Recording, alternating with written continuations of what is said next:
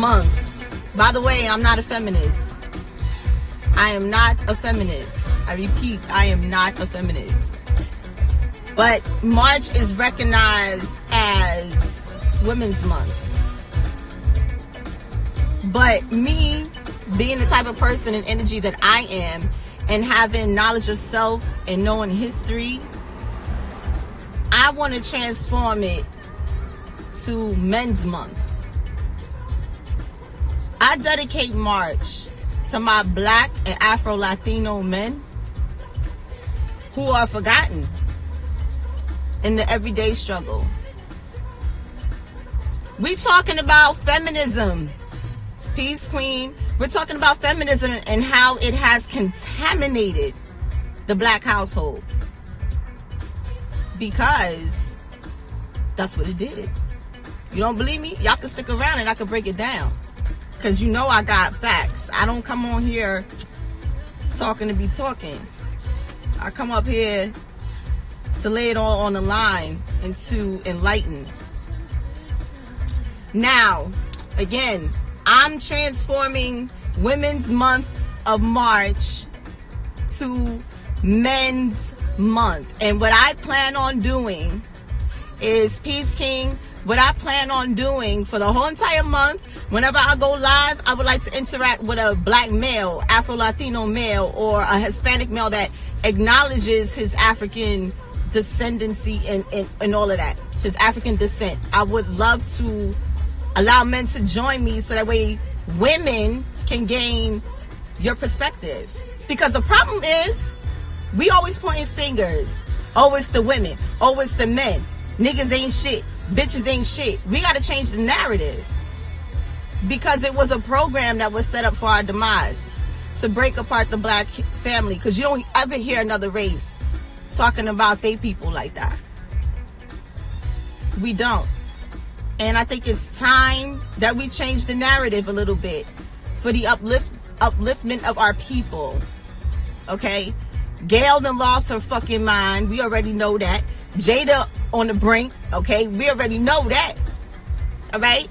So I had posted something from a gentleman that I started following yesterday. He even broke it down. You know, Oprah, Gail, these are active feminists, Black women. You are not, a lot of you who follow me are feminists, and I'm not here to offend anyone. I am not here to offend anybody, but they do say the truth hurts. So if what I'm going, if me being anti-feminist is going to trigger you in any which way, shape, or form, this may not be the time for you. But maybe it is the time, because maybe you can learn something as to why this is an oxymoron when Black women claim feminism. Let's get to work. Now, the first wave of feminism, and I'm kicking this motherfucker off early for the month of March. It's March 2nd. I should have got to work yesterday, but Sunday is my Sabbath. So we going to get to work today. The first wave of feminism initiated in 1848. Western feminists, okay? Talking about Western ideology and all that, okay? And it began, it was initiated in 1848. It was a few women back July 19th or 20th in 1848 in Seneca Falls, New York. Okay, that's where they started to plant the seeds then for feminism. European descent, Caucasian women established this, okay? So in 1902, they called it the Age of Enlightenment, okay? They called it the Age of Enlightenment, and this was the first wave of feminism. Now, the very first feminist march in New York was held back on May 6th in 1912. Black women, I want you to understand that you wasn't even able to vote. The Voting Act for feminists, the hard work that the Caucasian women put in for themselves and for their liberation, the hard work that they put in, their blood, sweat, and tears, they were able to vote in 1920. Okay? Black woman, I want you to understand that your black ass wasn't able to vote until 1965. Okay? 1965, you were able to vote, finally. After being nanny for so many centuries. You were able to vote in 1965. This lifetime. Okay? This is still fresh. Hang with me. Second wave of feminism began in the 1960s to 1980s. This was based for cultural inequalities, gender norms, and the role of the woman in society. Now, culturally, women have different roles. So I don't know, black women, if you understand that we are divine feminine, we have a role that ain't got nothing to do with the European woman and her emancipation. Okay? That has nothing to do with that. Equal pay, all that stuff. We have bigger fish to fry. So in the 1960s, it was a big thing in the black community. The Welfare Act was shaped in the 1930s, but it actually began in the 1960s. Now here's where I'm going to add some conspiracy drip. Okay? Hold on. The 1960s. Vietnam began in 1955, November 1st to be exact, to April 30th, 1975. Almost 20 fucking years. People were in Vietnam fighting for that dope. That got all these people ODing out here. That's what Vietnam was about. Vietnam was about that dope. Okay? American gangsters showed you that. That's what they was over there for. Alright? So, around this time, your black men were at war. A lot of them got drafted. A lot of them died. A lot of them came back fucked up, amputees, hooked on dope, sick with disease, mentally fucked up for life, PTSD, all of that. Come home fucked up, can't get a job. Now they can't get a job, they get into crime. But you know what's even deeper? While they're overseas, you on welfare now. You know what that means? That means he can't come home. He can't come home because the government then souped up your mind to thinking that you don't need this man that's over here dying for this country when he come home. So many black men didn't have a choice when they went to Vietnam. There were men who got drafted that weren't warriors by heart. Only warriors should go to war. That's a warrior's job. You don't just snatch up anybody. These motherfuckers out here, they ain't got no heart for war.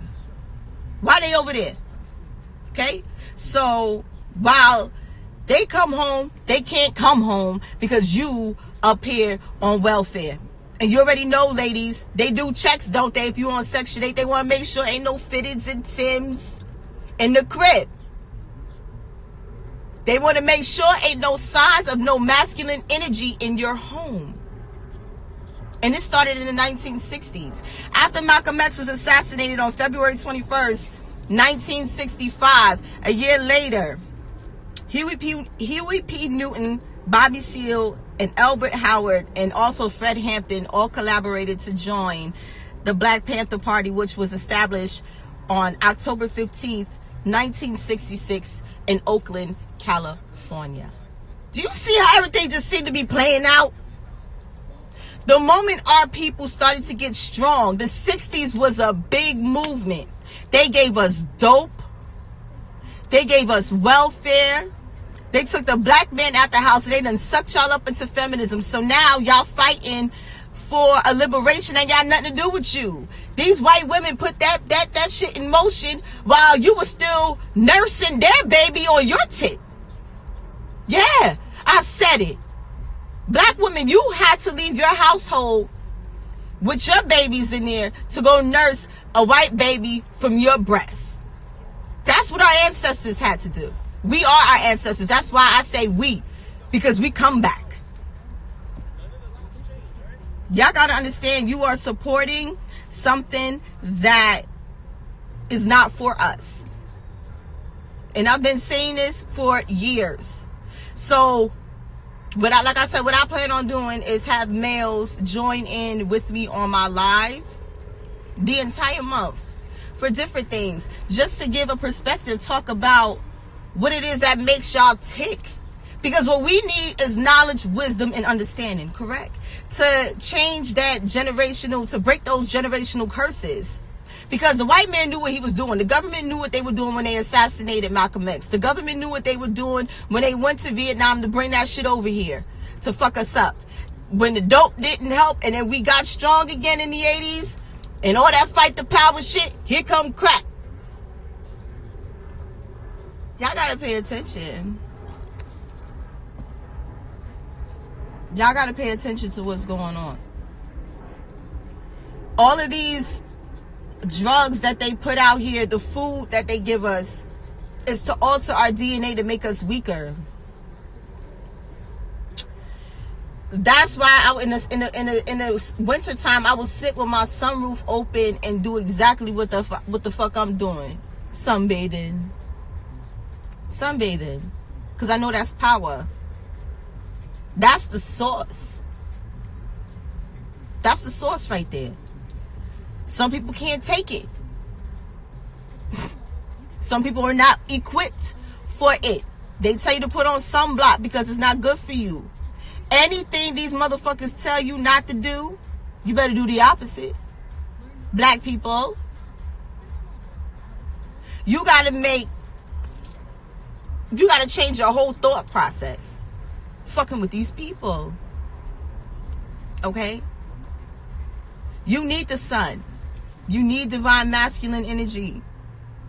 Feminists. Because if you don't have that balance of masculine energy, because we have both of them in us, masculine and feminine. I say this all the time. If one is off, you're toxic.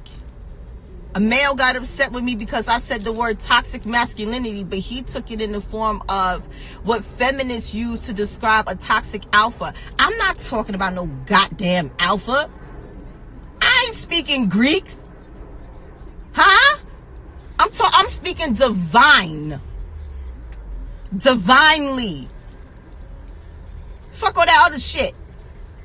When your solar plexus is off, which is governed by the sun, your confidence and your self-worth, everything goes kaput.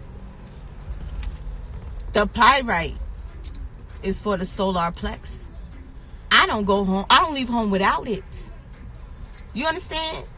I don't leave home without it. This brings forth prosperity, grounding, balance, masculine energy, fire. If you smell it, it smells like fire. Straight from the ethers. Black males, when you don't have enough of this, you feel worthless. You are depressed.